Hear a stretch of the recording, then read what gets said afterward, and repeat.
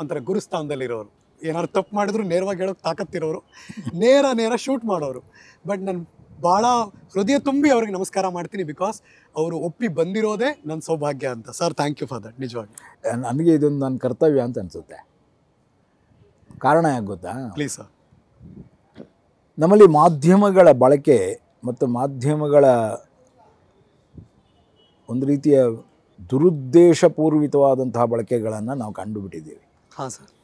ಅದು ಎಲ್ಲಿ, ಹೇಗೆ, ಯಾವ ಅರ್ಥದಲ್ಲಿ ಅದು ತನ್ನನ್ನು ತಾನು ಸ್ಥಾಪಿಸ್ಕೊಳ್ತಾ ಇದೆಯೋ, ಇವತ್ತು ಪ್ರತಿಯೊಬ್ಬರ ಮನೆ ಮತ್ತು ಮನ ಇವುಗಳಲ್ಲಿ ಈ ಚಿತ್ರಿಕೆಗಳು ಮನೆ ಮಾಡಿಬಿಟ್ಟಿವೆ. ಅದೆಷ್ಟರ ಮಟ್ಟಿಗೆ ಪ್ರಭಾವಶಾಲಿ ಅಂದರೆ, ಹಾಂ ಸರ್, ಅದು ಏನು ಹೇಳುತ್ತೋ ಅದೇ ಸತ್ಯ ಅನ್ನುವಷ್ಟರ ಮಟ್ಟಿಗೆ ಅವರು ಅದನ್ನು ಒಪ್ಕೋತಾರೆ. ಸತ್ಯ ಬೇರೆಯೇ ಇರ್ಬೋದು, ಆದರೆ ಅದೇ ಸತ್ಯ ಆಗಿಬಿಡುತ್ತೆ.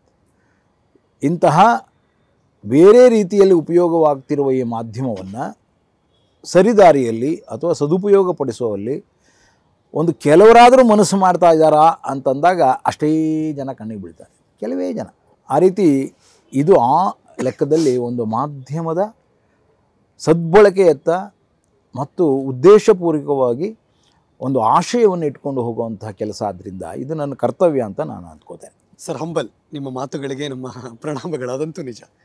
ಈ ಬೆಳ್ಳಿ ಪರದೆಗೂ ನಮ್ಮ ಶೋ ಹೆಸರು ಬೆಳ್ಳಿ ಬೆರಗುಗೂ, ಈ ಬೆಳ್ಳಿ ಅಕ್ಷರಕ್ಕೂ ಪದಕ್ಕೂ ನಿಮಗೂ ಅವಿನಾಭಾವ ಸಂಬಂಧ. ಎಷ್ಟು ಬೆಳ್ಳಿ ಸರ್ ನಿಮ್ಮ ಬದುಕಲ್ಲಿ? ಹೇಳಿ ಸರ್ ನಮಗೆ ಪ್ಲೀಸ್. ಭಾಳ ಇದೆ. ಹೇಳಿ ಸರ್, ಎಷ್ಟು ಬೆಳ್ಳಿ ಇದೆ ನಿಮ್ಮ ಬದುಕಲ್ಲಿ? ನನ್ನ ಶ್ರೀಮತಿ ನಾಗಿಣೀಭರಣ ನನ್ನ ಬೆಳ್ಳಿ. ಜೊತೆಗೆ ನನ್ನದೇ ಆದಂಥ ಒಂದು ರಂಗಭೂಮಿ ಮತ್ತು ಸಿನಿಮಾ, ಇದು ನನ್ನ ಬೆಳ್ಳಿ. ಅದರಲ್ಲಿ ಏನೇನೋ ಬಂದಿರ್ಬೋದು. ನೀವು ಅವಾರ್ಡ್ಗೆ ಹೇಳ್ತಾ ಇದ್ದೀರಿ ಅಂತ ಗೊತ್ತು ನನಗೆ. ಅವಾರ್ಡ್ ಬರುತ್ತೆ, ಅದೊಂದು ರೀತಿಯ ಒಂದಷ್ಟು ಲೆಕ್ಕ ಹಾಕೋದಕ್ಕೆ ಅದಕ್ಕೋಸ್ಕರ ಬಂದಂಗಲ್ಲ. ನನ್ನ ಮೂಲ ಆಶಯ ಇದ್ದದ್ದು ರಂಗಭೂಮಿಯಲ್ಲಾಗಲಿ ಸಿನಿಮಾದಲ್ಲಾಗಲಿ ಬಹುಮುಖ್ಯವಾಗಿ ಕನ್ನಡದ ಅಸ್ಮಿತೆಯ ಜೊತೆಯಲ್ಲಿ, ಅಥವಾ ನನ್ನದು ನನ್ನ ಸುತ್ತ ಇರುವಂತಹ ನಮ್ಮತನ ಒಂದು ಇದೆಯಲ್ಲ, ಅದರ ಜೊತೆಯಲ್ಲಿ ನಾವು ಏನೇನು ಹೇಳಬೇಕು ಅಂತ. ಭಾಳಷ್ಟು ಜನಕ್ಕೆ ಕಾಪಿ ಮಾಡೋದು ಗೊತ್ತಿರುತ್ತೆ ಅಲ್ವಾ, ಕ್ರಿಯೇಟ್ ಮಾಡೋದು ಕಷ್ಟ, ಸ್ವಂತಿಕೆ ಇರೋಲ್ಲ. ಈ ಕಾಪಿ ಮಾಡೋರಿಗೆ ಏನಪ್ಪ ಅಂದರೆ, ಅದು ಚೆನ್ನಾಗಿದೆಯಾ ಅದು ಹಿಡ್ಕೊಂಬಿಡು, ಅದನ್ನು ಇದು ಚೆನ್ನಾಗಿದೆ ಇದನ್ನು ಹಿಡ್ಕೊಂಬಿಡು ಅಂತ ಇಡ್ತಾ ಇರುತ್ತೆ. ಕ್ರಿಯೇಟ್ ಮಾಡೋನಿಗೆ ಒಳಗಡೆ ಒಂದು ರೀತಿಯ ತಹತಹ ತುಮುಲ ಮತ್ತು ಯಾರೂ ಮಾಡಿಲ್ಲ ಅನ್ನುವಂತಹ ಯಾವುದಾದ್ರು ಒಂದು ಜಾಗ ಇದೆಯಾ, ಯಾರೂ ಇದನ್ನು ಮುಟ್ಟಿಲ್ಲ ಅನ್ನುವಂತಹ ಒಂದು ಜಾಗ ಇದೆಯಾ, ಹಪಹಪಿತನ, ಅದನ್ನು ಹೇಗಾದರೂ ಮಾಡಿ ನನ್ನದಾಗಿಸ್ಬೇಕು ಅನ್ನುವಂತಹ ಅಪಹಪಿತನ ಇರುತ್ತೆ. ಅದರಿಂದಾಗಿ ಪ್ರತಿ ಸಲ ಅವರು ಹುಡುಕಾಟದ ಹೆಜ್ಜೆ ಆಗ್ತಾ ಇರ್ತಾರೆ. ಕಾಪಿ ಮಾಡೋ ಹೆಜ್ಜೆ ಹಾಕೋಲ್ಲ, ಜೆರಾಕ್ಸ್ ಮಾಡೋಲ್ಲ. ಈ ಹುಡುಕಾಟ ಮಾಡೋವಾಗ ಸಾಕಷ್ಟು ಸಲ ಬೀಳ್ಬೋದು. ಬಿದ್ದವನು ಮತ್ತೆ ಎದ್ದೇಳಿ ಹೇಳ್ತಾನಲ್ಲ, ನಡೆಯುವವನು ಎಡೆಯೋದೇ ಏನು, ಕೂತಿರೋವನ ಎಡ್ತಾನೆ. ಹೌದು, ಕರೆಕ್ಟ್. ಸೊ ಹಾಗಾಗಿ ಆ ಹುಡುಕಾಟ ಏನಿದೆ ಅದು ನನಗೆ ಮೊದಲಿನಿಂದಲೂ ಇದ್ದಂತಹ ಒಂದು ಹಪಹಪಿತನ. ಏನಾದರೂ ಒಂದು ಹುಡುಕ್ತಾ ಇರೋದು, ಯಾರೂ ಮಾಡಿಲ್ವ ಹಾಗಾದ್ರೆ ಅದನ್ನು ಮಾಡಿ ತೋರಿಸ್ಬೇಕು ಅಂತ. ಅದಕ್ಕೆ ಪೂರಕವಾಗಿ ನನಗೆ ಒಂದು ಮಾಧ್ಯಮ ಸಿಕ್ಕಿರಲಿಲ್ಲ. ರೈಟಿಂಗ್ ಆದರೂ ಒಂದು ಸಿಕ್ಕಿರಬೇಕಾಯ್ತು ನನಗೆ, ಆ ಥರದ್ದೇನೋ ಒಂದು ಸಿಗಬೇಕಾಗಿತ್ತು. ಆದರೆ ನನಗೆ ಸಿಕ್ಕ ಮಾಧ್ಯಮ ರಂಗಭೂಮಿ. ಹಾಗಾಗಿ ಅಲ್ಲಿ ಹುಡುಕಾಟ ಚೆನ್ನಾಗಾಯಿತು, ಭಾಳ ಚೆನ್ನಾಗಾಯಿತು ಹುಡುಕಾಟ. ಯಾಕೆಂದರೆ ದೊಡ್ಡ ದೊಡ್ಡ ಗುರುಗಳು ಸಿಕ್ಬಿಟ್ರು. ಅವ್ರ ಜೊತೆ ಇಂಟರ್ನ್ಯಾಷನಲ್ ಲೆವೆಲ್ನ ಗುರುಗಳು, ಎಲ್ಲ ಎಕ್ಸ್ಪರ್ಟ್ಸ್, ಜೀನಿಯಸ್ ಥಿಯೇಟ್ರ್ನಲ್ಲಿ, ಅವ್ರ ಜೊತೆ ಕೆಲಸ ಮಾಡೋ ಅನುಭವ. ಬಿ.ವಿ. ಕಾರಂತರು ಅಂದ ತಕ್ಷಣ ಅದೊಂದು ದೊಡ್ಡ ಆಲದ ಮರ ಅಲ್ಲ ಸರ್ ಅದು. ಅಯ್ಯೋ, ಜೊತೆಗೆ ಅವ್ರ ಜೊತೆಯಲ್ಲಿ ಎಂತೆಂಥವ್ರ ಜೊತೆ ಕೆಲಸ ಮಾಡ್ತಾಯಿದ್ರು. ಹೌದು, ಪೀಟರ್ ಬ್ರೂಕ್. ನನಗೆ ವರ್ಕ್ಶಾಪ್ ನಾನು ಅಟೆಂಡ್ ಮಾಡಿದ್ದು ಇವತ್ತಿಗೂ ಕಣ್ಣು ಮುಚ್ಚಿದ್ರೆ ಅದು ಎದುರುಗಡೆ ಬರುತ್ತೆ. 50 ವರ್ಷದ ಹಿಂದಿನ ಮಾತು. ಹೌದು, ಲಿಟ್ರಲಿ ನಮಗೆ ಅದು ಆಶ್ಚರ್ಯ. ಪೀಟರ್ ಬ್ರೂಕ್ ಜೊತೆ ನಾವು ವರ್ಕ್ ಮಾಡ್ತಿದ್ದೀವ, ಈಸ್ ಕಂಡಕ್ಟಿಂಗ್ ಎ ವರ್ಕ್ಶಾಪ್, ನಾವು ಅದರಲ್ಲಿ ಇದ್ದೀವ ಅಂತ ಅನ್ನೋದೇ ಒಂದು ದೊಡ್ಡ ಆಶ್ಚರ್ಯ. ಕಾರ್ನಾಡರು, ಲಂಕೇಶ್, ಕಂಬಾಲ್, ಪ್ರತಿಯೊಬ್ಬರೂ ಕೂಡ ಅವರದೇ ಆದಂಥ ಅದ್ಭುತವಾದ ವ್ಯಕ್ತಿತ್ವಗಳು.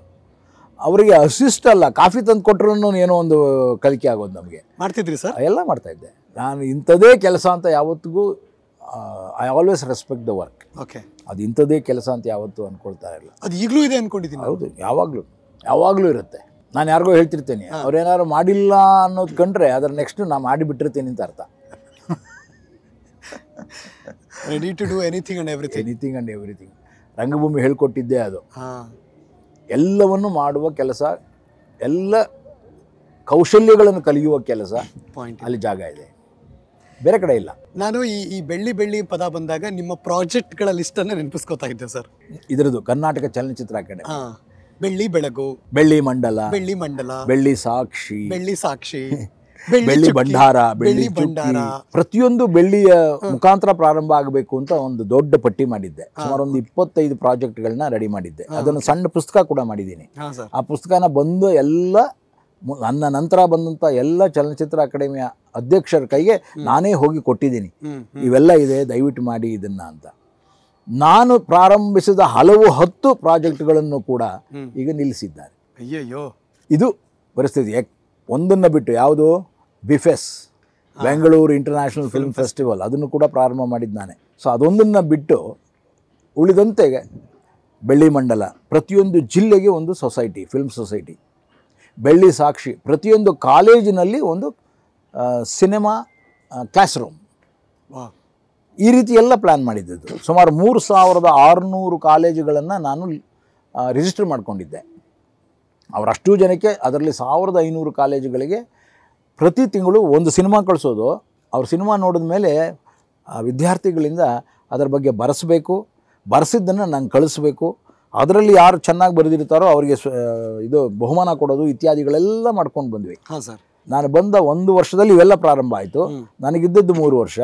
2 ವರ್ಷ ಮುಗಿಯುವಷ್ಟರಲ್ಲಿ ಕೊನೆಗೆ ಯಾರಿಗೋ ಜಾಗ ಬೇಕು ಅಂತೇಳಿ ನನ್ನನ್ನು 3 ತಿಂಗಳು ಮುಂಚೆನೇ ವಾಪಸ್ ಕಳಿಸ್ಬಿಟ್ರು. ಹಾಗಾಗಿ ಅಲ್ಲಿ ಅರ್ಧಕ್ಕೆ ನಿಂತ ಕೆಲಸ ಈಗಲೂ ಅರ್ಧಕ್ಕೆ ನಿಂತಿದೆ. ಭಾಳ ಅದ್ಭುತವಾದ ಒಂದು ಕೆಲಸ ಅಂದ್ಕೊಂಡಿದ್ವಿ. ನಮ್ಮ ಸಿನಿಮಾಗಳು ಒಟ್ಟಾರೆಯಾಗಿ, ಕನ್ನಡ ಸಿನಿಮಾಗಳು ನಿಮ್ಗೆ ಎಲ್ಲಿ ಸಿಗುತ್ತೆ? ಎಲ್ಲಾದರೂ ಜಾಗ ಇದೆಯಾ? Digital library. ನಾನು ಆಗಲೇ 3700 ಚಿತ್ರಗಳು ಲಿಸ್ಟಲ್ಲಿದ್ದು, ಅದರಲ್ಲಿ ಸುಮಾರು ಒಂದು 800 ಚಿತ್ರಗಳು ಸಿಕ್ಕಿದ್ವು ನನಗೆ. ಓನ್ಲಿ ಥಿಂಗ್ ಅವರಿಗೆ ನಿರ್ಮಾಪಕರಿಗೆ ಒಂದು 10,000 ರೂಪಾಯಿ ಕೊಟ್ಬಿಟ್ಟು ಒಂದು ಗೌರವಧನ ಅದನ್ನು ತೆಗೆದು ಇಟ್ಕೊಂಡು ಎಜುಕೇಷನ್ ಪರ್ಪಸ್ಸಿಗೆ ಮಾತ್ರ ಅಂತ ಹೇಳಿ ಅದನ್ನು ಡಿಜಿಟೈಸ್ ಮಾಡಿ ಅದನ್ನೆಲ್ಲ ಒಂದು ಕಡೆ ಇಡಬೇಕು, ಡಿಜಿಟಲ್ ಲೈಬ್ರರಿ ಅಂತ ಆಗಬೇಕು ಅಂತ ಹೇಳಿ ನಮ್ಮ ಸರ್ಕಾರದ, ಅಂದಿನ ಸರ್ಕಾರದ BDAನಲ್ಲಿ ಇದ್ದ ಕಮಿಷನರ್ ಒಬ್ಬರು ಅದನ್ನು ಒಪ್ಪಿ 4 ಕೋಟಿ ಕೊಟ್ಟುಬಿಟ್ರು ಅವರು. ನೀವು ಮಾಡಿ ದಯವಿಟ್ಟು, ಎಂಥ ಒಳ್ಳೆ ಕೆಲಸ ಸರ್ ಇದು. ಏನು ಮಾಡಬೇಕಪ್ಪ ನೀವು ಅಂತಂದರೆ, ದಯವಿಟ್ಟು ನಮ್ಮ ಹೆಸರು ಹಾಕ್ಬೇಕು, BDA ಬೆಂಗಳೂರು ಅಂತ ಹಾಕ್ಬೇಕಷ್ಟೇ. ಅಯ್ಯೋ ಅದಕ್ಕೇನು ಸರ್, BDA ದೊಡ್ಡದು ಹಾಕ್ಬಿಡ್ತೀವಿ, ಕರ್ನಾಟಕ ಚಲನಚಿತ್ರ ಅಕಾಡೆಮಿ ಚಿಕ್ಕದಾಗಿ ಬೇಕಾದ್ರೆ ಹಾಕ್ತೀವಿ, ಬಟ್ ಮಾಡ್ತೀವಿ ಕೊಡಿ ಅಂತ. ನಾನು ಹೋಗೋವರೆಗೂ ಆ ಪೇಪರ್ ವರ್ಕ್ ಅಷ್ಟೇ ನಡೀತು. ನಾನು ಹೋದ ಮೇಲೆ 2 ವರ್ಷಗಳಲ್ಲಿ ಆ ದುಡ್ಡು ವಾಪಸ್ ಹೋಯಿತು. ಅಯ್ಯಯ್ಯೋ, ಯಾಕೆ ಇದನ್ನು, ಈ ಮಾತುಗಳನ್ನ ಹೇಳ್ತೇನೆ ಅಂದರೆ, cinema is not taken for granted ಆಗಬಾರ್ದು. Cinema in education, education in cinema, ಇದರ ಮೀನಿಂಗನ್ನು ಅರ್ಥ ಮಾಡ್ಕೊಳ್ಳಿ.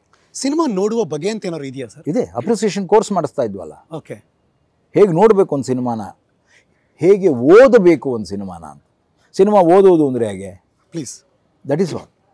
ಈಗ ನೀವು ನೋಡ್ತಿದ್ದಂಗೆ ನಿಮಗೆ ಫಸ್ಟ್ ಇಂಪ್ರೆಷನ್ ಏನೋ ಇರುತ್ತೆ, ಚೆನ್ನಾಗಿತ್ತು, ಆ್ಯಕ್ಟರ್ ಚೆನ್ನಾಗಿದ್ದ, ಇದು ಅಲ್ಟಿಮೇಟ್ಲಿ ಗೋಲ್. ಒಂದು ಸಿನಿಮಾ ಅಂದ ತಕ್ಷಣ ಎಂಟರ್ಟೈನ್ಮೆಂಟ್ ಕೊಡ್ತಾ ಇದೆಯಾ ನಮಗೆ ಅಂತ ನೋಡ್ತೀವಿ ನಾವು. ಅಲ್ಲ, ಇನ್ ಬಿಟ್ವೀನ್ ಲೇಯರ್ಗಳಿರುತ್ತವೆ, ಇನ್ ಬಿಟ್ವೀನ್ ವರ್ಡ್ಸ್ ಇರುತ್ತೆ, ಏನೇನೋ ಅದರದ್ದೇ ಆದಂಥ ಒಂದು ಹಲವಾರು ಇದಿರುತ್ತೆ.